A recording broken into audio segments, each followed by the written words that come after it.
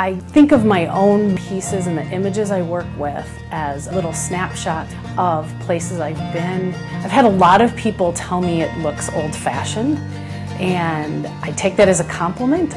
My hope is that people will look at them and maybe think that they've been to that exact place.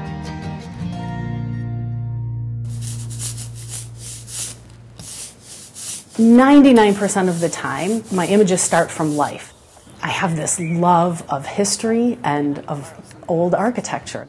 I'll do a quick watercolor sketch, quick pen and ink sketch that stays in my sketchbook. That comes back to the studio. I then redraw. That will get transferred to a sheet of linoleum, and then the process starts with cutting away.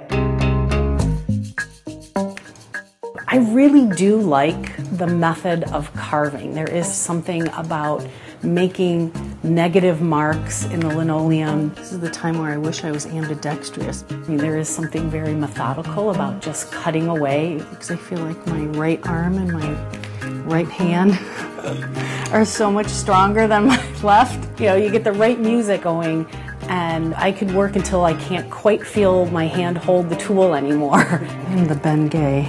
And when that's done, the image is proofed.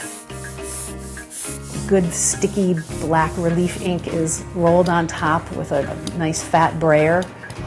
A wet paper is put on top, rolled through the printing press, and I print the entire edition all at one time. It'll be a proof.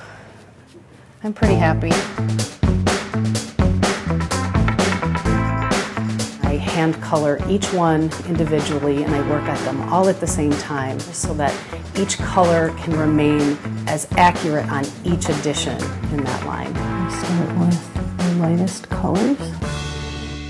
I actually started out in graphic design at Kent State University in Ohio. I had actually taken the first introductory printmaking class that was mandatory, and I hated every single minute of that printmaking class. Made a mistake.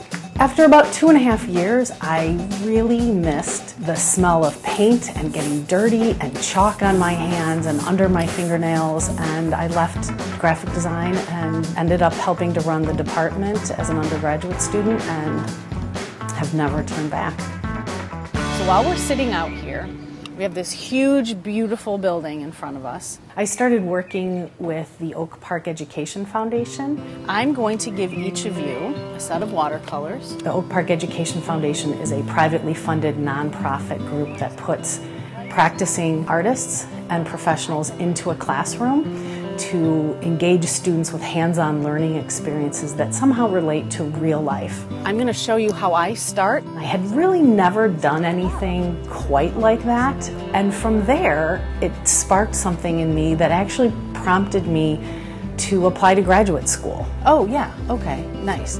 And I did then proceed to get a Master's of Art in Art Education from the School of the Art Institute. Would you keep it 3? Would you add to it? So teaching, whether it's how to take your sketchbook out and look closer at things. Look really close.